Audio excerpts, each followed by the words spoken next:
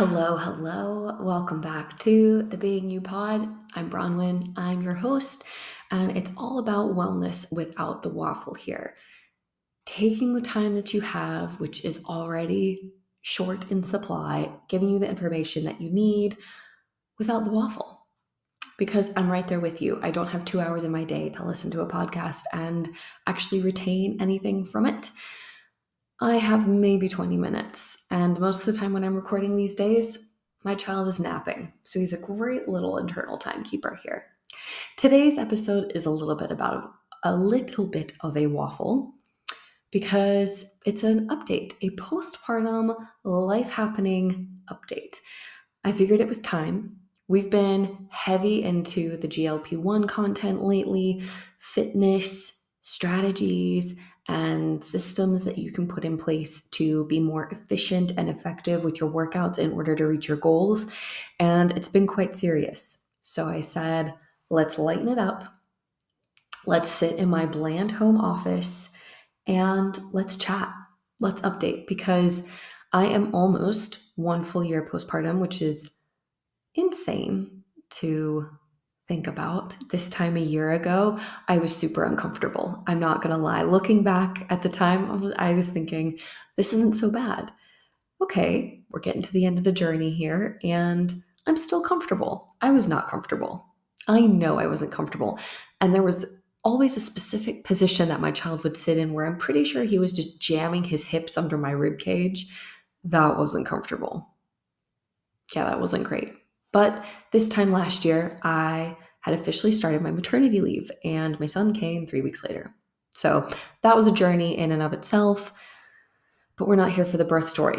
We're here for here and now, because as a postpartum parent of one, a tired human, and I am sometimes single parenting for extended periods of time, I just want to say in total honesty that as a personal trainer and nutritional therapist, having those qualifications does not mean that I have discipline. And I think that that's something that social media is really great for highlighting. The people with discipline, the 4 a.m. routines, the perfectly prepared breakfasts, the easy family recipes that are a pinch to come together, minus all the chopping, the grocery shopping, and the dishes. This is a real take, and whatever I'm about to share is not the end all be all for a postpartum journey. If you are picturing a postpartum journey in your future, or you've had one postpartum journey and you've got another one coming,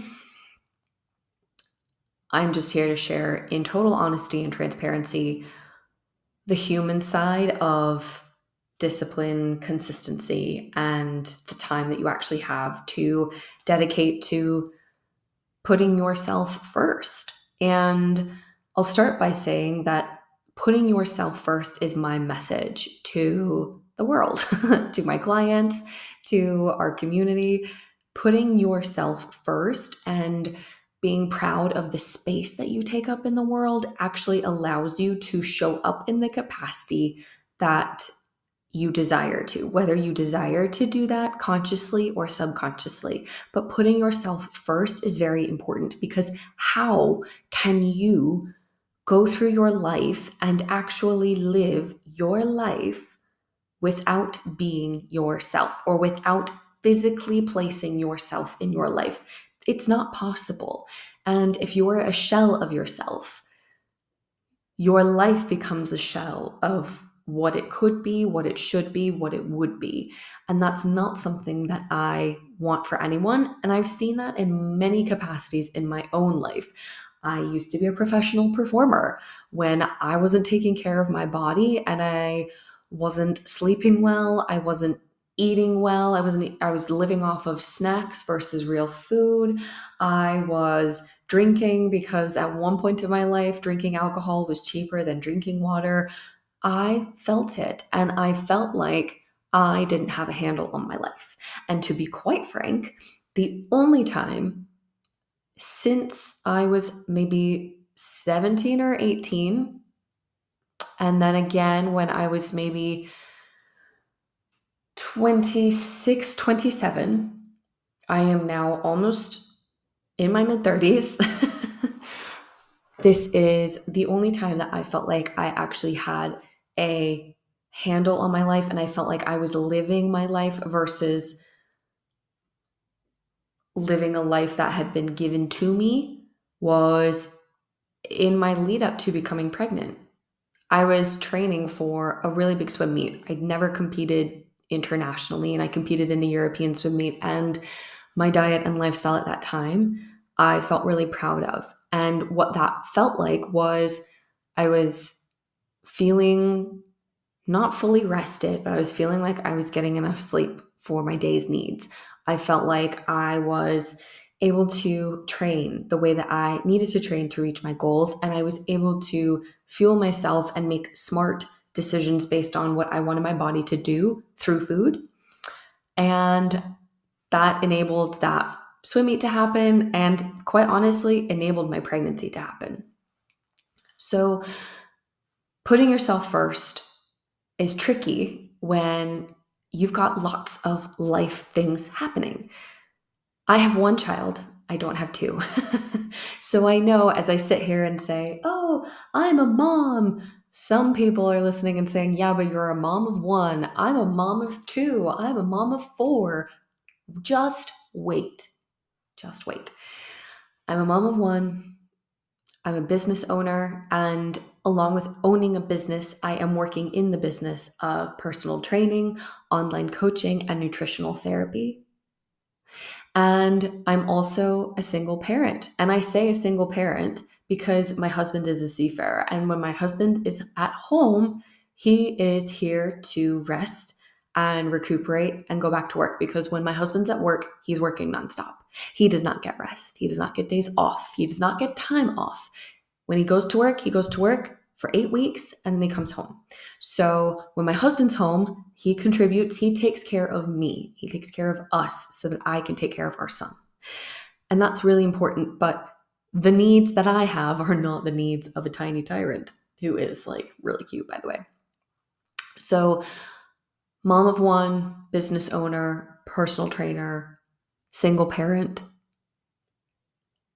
I have no time, genuinely. And I'm already sitting here thinking, okay, this is really challenging with one child. How am I going to do it with more?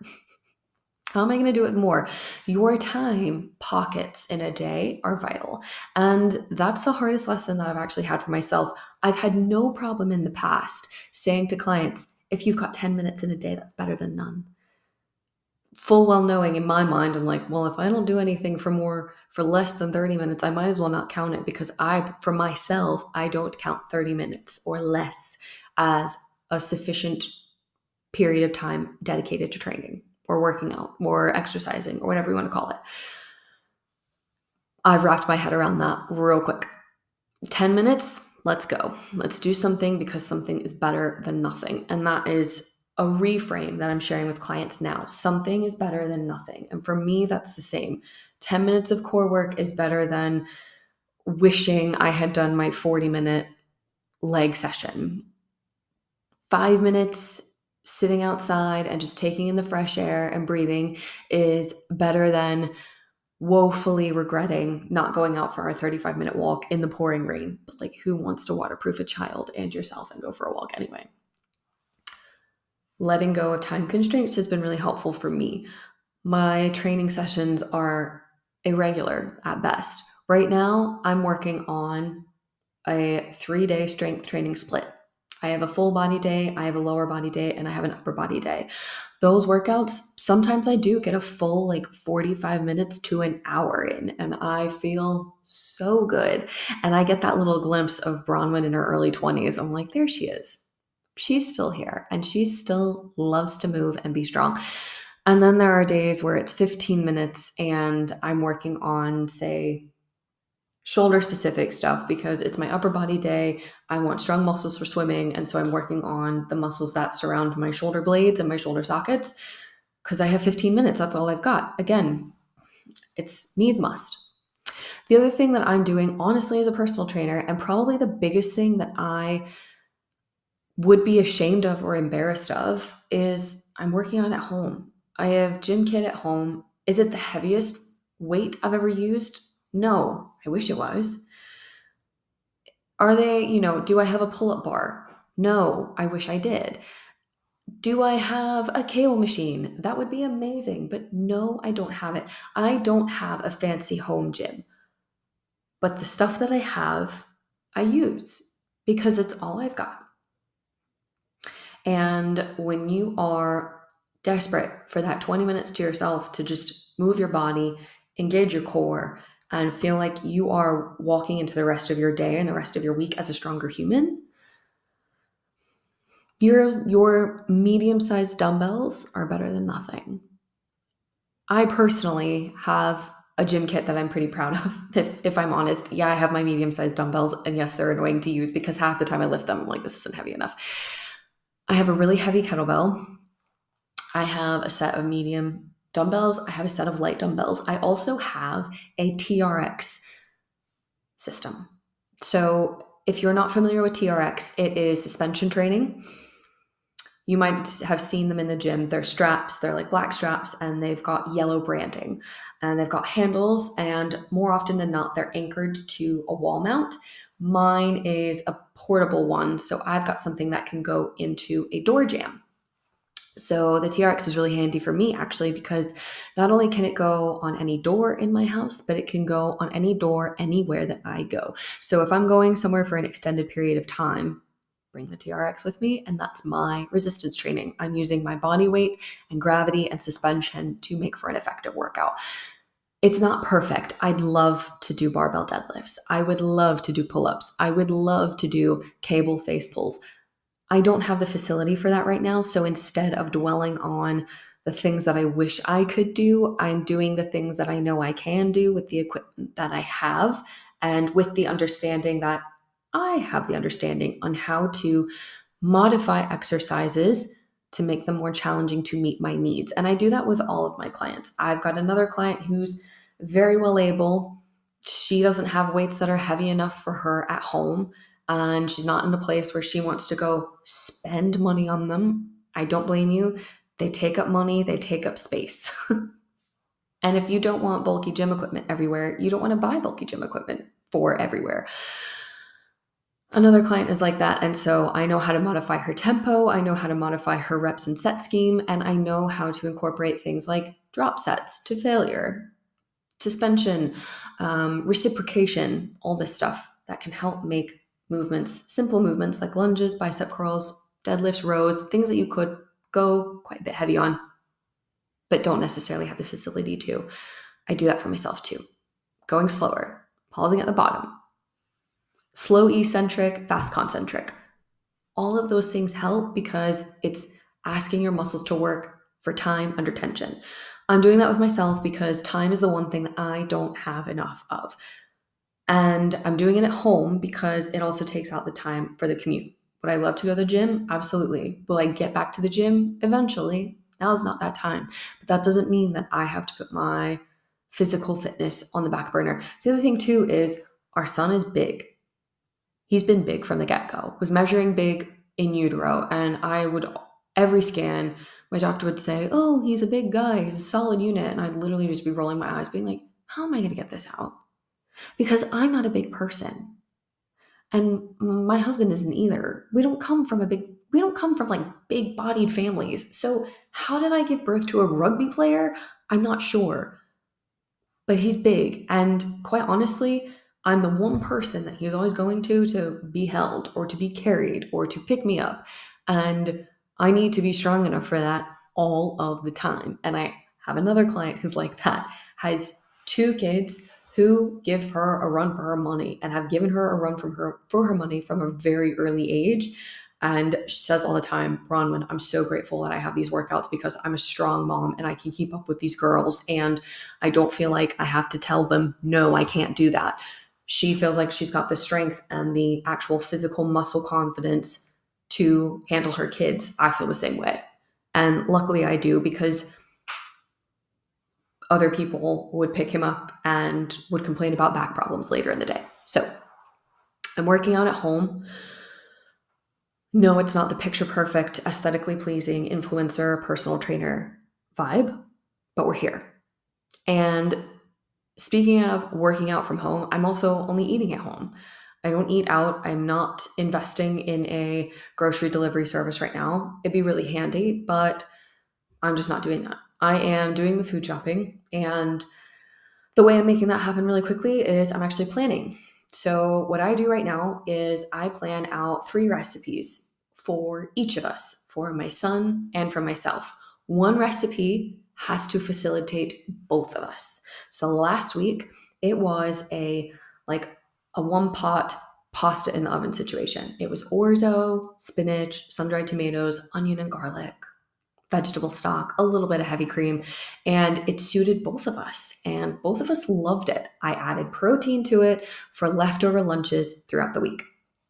So 3 recipes for myself and my son, one of which serves both of us. Does it work all the time? Yes, for me it does, because I know that I can eat anything. For my son, not really, because he is still figuring out food. He likes to try everything, props to him, but does a lot of the stuff end up on the floor? Yes.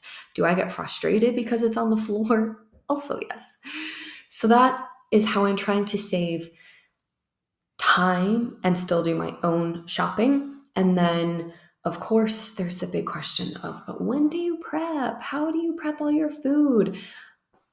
I take a Sunday afternoon to do it, because a Sunday afternoon or a Tuesday morning, because he's in daycare on a Tuesday morning. I normally teach in a school on Tuesday mornings, but we've had a recess for the summer term now. Or I'll do it on Tuesday morning now, because now I don't have to commute to the school to teach. Get all of it done, and then just accept the fact that, okay, it's okay for him to have turkey curry 2 days in a row. It's okay for me to have the same breakfast 5 days in a row, even though I'd love to get up and make my own breakfast on a whim kind of day. I just don't have time for that.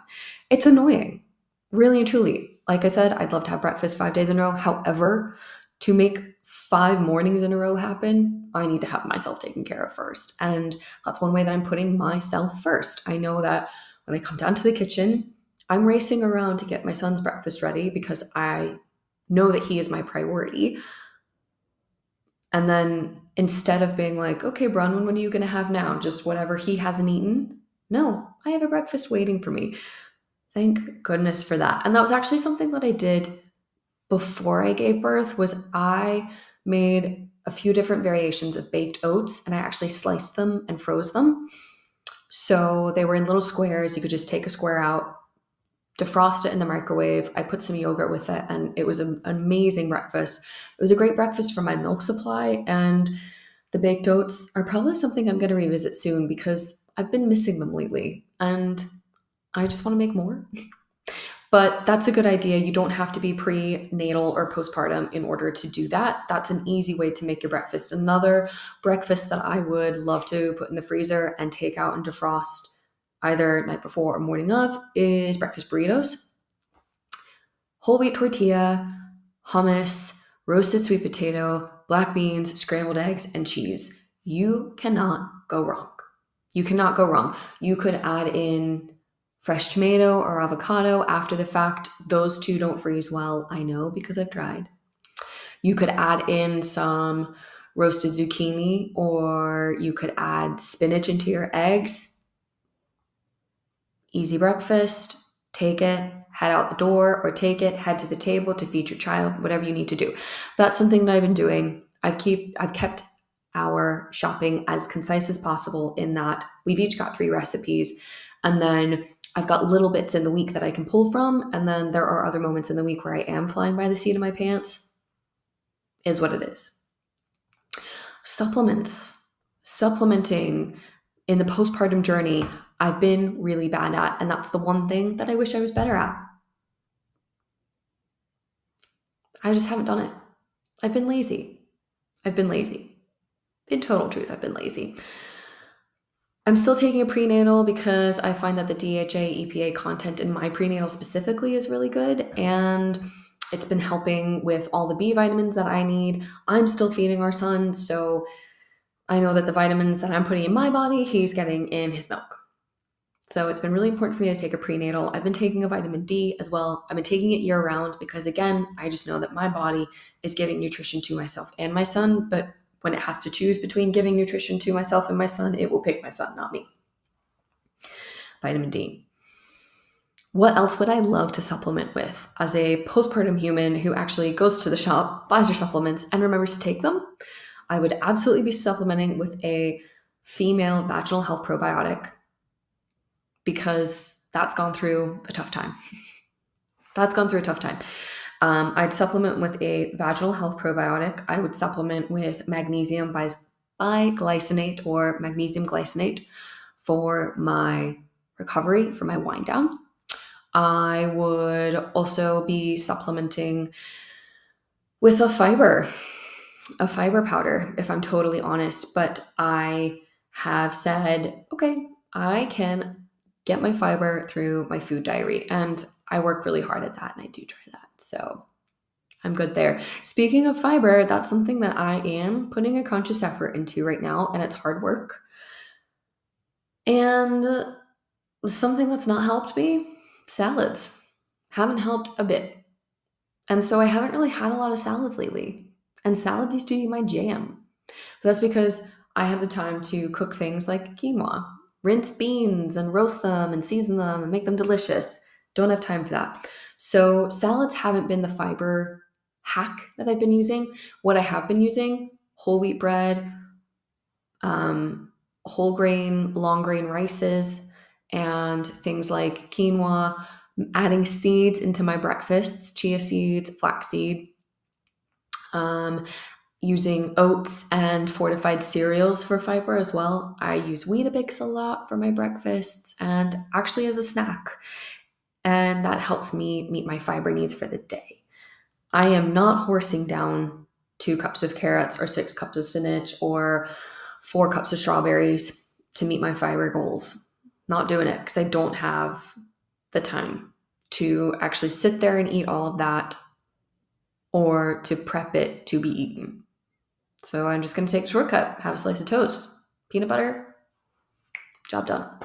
Or adding cashews into my stir fries or my soups for myself. The kid doesn't really like it. Tried it, hate it, spat it out. What else is going on postpartum? Coming back to work was interesting. I thought that I'd be itching to come back to work after 6 months, and so I only took a 6-month maternity leave. In Ireland, you can take up to 12 months of maternity leave, 6 months of which are unpaid. And I wish I had done the full year. That being said, I love the days that I'm working in the week. I love seeing my clients, and it reminds me of who I am as a person. I am a parent, and being a parent is one of the most challenging, loving, rewarding experiences of my life. Being a parent is not my identity. And I'm one of those people right now who is refusing to let it become my identity. So I think that the person that I am as a mom is very nurturing, very hands-on, and that takes a lot of energy. And it's a lot of energy dedicated to a tiny human.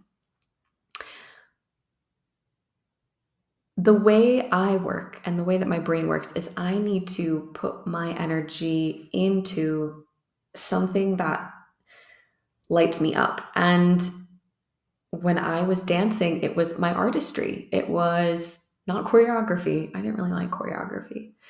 It was performing. It was taking a class that I had never taken before. It was trying a new style and being really bad at it, but still trying. I can't do that now. Maybe down the line, I'll get back to it. But right now, my artistry shows up in my business. So starting to get into creating more content for people who are subscribed to my email list. Today, I'm sending out literally a list of breads, a list of bread brands that I recommend as a nutritional therapist who specializes in gut health and digestive disorders. Breads that are going to give you more bang for your buck. That's literally what my email list is getting today. But it's shortcutting for them because we always look at bread as carbs, hate carbs, low carb, feel better, do better. Don't like bread because it's got gluten. I need to be gluten-free because of XYZ. So what do you eat instead? I'm giving my email subscribers a list of brands, both in the US and Europe and the UK, so they can just walk into the store and say, okay, that was on the list. I'll get that. Less work for them, more empowered choices around the food that they're consuming. So, artistry, content creation in my business, and also creating programs for my one-to-one clients. I consider exercise programming artistry. There is an art to structuring your workout. And I talked about this earlier. For me, the art is the efficiency of time. And what that boils down to for my one-to-one clients is reaching very specific goals in a timed frame. Ergo, we have a structure to their workouts. Exercise specificity. Scheduling, frequency. That's where my artistry comes in right now, and I love it. I love taking the guesswork out of fitness for tired humans because I'm right there with you. I am tired. I don't go to bed on time because when my son is asleep, I finally have my few hours to decompress. And when he was younger, I could go to sleep at the same time as him, and I could wake up before him and know that I had my few hours at the start of the day. I don't have that anymore because he wakes up around 6:30. I am not going to be in the 4 a.m., 5 a.m. boot camp. Nope. So when he goes to bed in the evenings, that's my wind down time. And I need to be better personally. Back to exercise specificity and scheduling frequency. That lights me up. And I am absolutely in the population of working mothers who have guilt or feel like they have let something down in their day at the end of the day, whether that be your kids or your job. I love my job. I love my son way more. So I'm okay, and I've accepted getting ready for bed at the end of the day and saying, okay, I feel guilty because I've let clients down, or I feel guilty because I wasn't working today. I feel less guilty for that than I would feel if I was at the end of the day saying, I wish I spent more time with my son, or today wasn't a work day. I wish I didn't check my emails. So I'm just being more clear about boundaries, and that's something that I encourage my clients to do, and it's something that I've gotten really good at postpartum, and surprisingly so. I think all of that stems from the fact that I should have taken a longer maternity leave, in all truthfulness, and I am not going to ever, right now, let my son be victim of mommy doesn't love me, mommy loves her job more. Of course, I tell him I go to work so that we can spend time together. One day he'll understand what I'm saying, but right now he just cries, as they do before the age of 1. So my work is my artistry at the moment, and the most creative aspect of my business that I'm really, really proud of at the moment is this podcast. I have been the guest of a podcast recently that's coming out later this summer. And also the creativity behind taking that guesswork out of the equation for you. I'm really proud of that. And I've done that through Function. Function is a 6-month fitness program that is an on-demand membership with nutrition resources, full nutritional profile analysis and macro tracking if you want to use it. But most importantly, it is workouts that make even tired humans feel like you can be an athlete. Because there is nothing worse than doing a workout and feeling like, okay, I could have done something better with that 40 minutes of my life. Or I'm trying to do this workout because I'm hoping to make X happen. X isn't happening. And it gets frustrating, and that's what helps you derail yourself from your goals.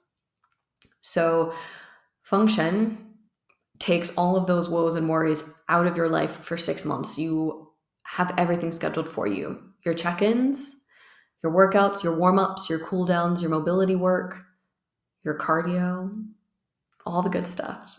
It's an amazing program. And the people that are in function are sharing how they love that it doesn't take a lot of time. It doesn't take a lot of mental capacity to say, okay, I'm going to go do this really complex workout. Things are simple. They are streamlined. And as well, they're a seamless way to navigate the gym in a hurry, whether the gym be at home or the gym. I use the workouts from Function, and they are what I started out with postpartum. I did not start working out after the day after my 6-week checkup. I think it actually took me about 10 to 12 weeks before I felt mentally able to strength train again, which was something surprising for me. I didn't think that I would be the person who would be so hesitant to move like that, because it's a way I've been moving for almost 2 decades. And Function really helped me because it's not necessarily an easy introduction into the gym. I wouldn't say that Function is for a beginner exerciser. Function is for people who have previous strength training exposure. But Function broke things down for me and also allowed me to move when I wanted to move and know that I was doing something efficient and effective. So if I could work out twice in my week, I knew it would be effective. If I could work out 5 times in my week, I knew it would be effective. And so that 6 months of those workouts helped a lot because that helped me get my strength back. Do I have as much muscle mass as I did pre-pregnancy? Not yet. I'm working on it. I'm working on it. Do I have the physical integrity and stability that I had pre-pregnancy? Yes, absolutely I do. And Function helped me do that without feeling like I needed to commit an overwhelming amount of time or days in the week to exercising. So that's that. Postpartum, how are we actually feeling? Overwhelmed. My husband went back to work last week, so we had him home for 3 or 4 weeks. Typically, we'd have him home for 8 to 10. He went back to work last week, and we will see him towards the end of the summer. Every day is stressful. There are some days that feel daunting, and there are some days that are overwhelming. But the overwhelming days are few and far between. The daunting days are few and far between. Every day is stressful. If I'm totally honest, every day is stressful. And again, I only have 1 kid. I don't have 2. I'm not working full time either. Would I love to be working full time? Yes. Would I work full time if given the opportunity? Not right now, because I want to spend time with my son. I feel guilty for not taking a longer maternity leave where I could. And I feel guilty for not having that extra time with him. And I can hear my mom. My mom said something to me recently. She said that he shouldn't need my undivided attention every minute of every day. And I know he shouldn't need it. But the times that I can give it to him, I want to give it to him. And work obviously takes away from that. But it is what it is. And so right now I'm working the bare minimum. And quite honestly, in my life, I'm doing the bare minimum to keep myself functioning in the capacity that I need to function in my day to day. That being said, bare minimum should not be confused with I'm doing less than what I should be or less than what I could be. I am truly doing the bare minimum, and the bare minimum is meeting my fiber and protein needs, strength training 3 times a week, swimming or getting some sort of higher intensity cardiovascular activity 2 to 3 times a week, walking out in the fresh air when it's not pouring rain and blowing a gale against the house, sleeping as best I can when I can, and staying hydrated. That's the bare minimum. And I know that the bare minimum doesn't sound glamorous, especially from someone who has a reputation for being a self-starter and for being disciplined. I really do. I know I do. Other people say it. I say it. I have a reputation for being very disciplined. I have a reputation for taking a lot of initiative. Now is not the time in life, and that's been a hard truth for me to come about, but I know that there will come a time where I can turn back to discipline the way that I used to see it, or being a self-starter the way that I used to see it, but right now is not the time. And I don't know if maybe you're in a similar space in life where maybe you're a new parent for the second time or the third time. You are taking care of older parents or older family members as their health might take a turn. You are at a point in your career where you feel like you need to be doing more in order to have the things that you want in life, whether that be zero debt or a bigger house. You are at a place where maybe you just realized that enough is enough and you've got to do something. You've got to take ownership of yourself and your health. Taking ownership is hard. And that is the one thing that I have done over the postpartum period that's helped me do what I have been able to do for myself. Taking ownership and acknowledging that I can only control my controllables. And it's hard work. Remembering what you can control and trying to forget or trying to place less emphasis on what you can't control. Right now, I can control moving when I have the time to move, eating when I have the time to eat, and sleeping when I have the time to sleep. I can't control how long my child is going to nap. I can't control whether I'm going to get a 10-minute training session in or a 45-minute one. I can't control if I'm going to make it to the pool or not, and I certainly can't control how much food my child eats versus how much he throws on the floor. I wish I could control that part. That's the most frustrating for me right now. But all the things that I'm doing for myself are saving me, truly saving me mentally. So if you're in a life stage, a change of life stage, a change of job stage, and you're feeling like mentally you cannot cope, hopefully something in this episode will resonate with you. So that's where we are. We're functioning better than we were at the start. And that's the one thing that I could hope for anybody, whether you are a one-to-one client, whether you're signing up to join Function with us today, this week, this month, or you're simply here just listening to this podcast because you like the podcast. I just hope that you can remember that. And I hope you got something out of today's episode. So I'm sorry it's a little bit long in the tooth. But anyway, thank you so much for listening and tuning in. Whether you're listening on Substack or Spotify or Apple Podcasts, please, it would mean the world to me if you would rate and review this episode. Connect with me on Instagram at be.the fitness and nutrition.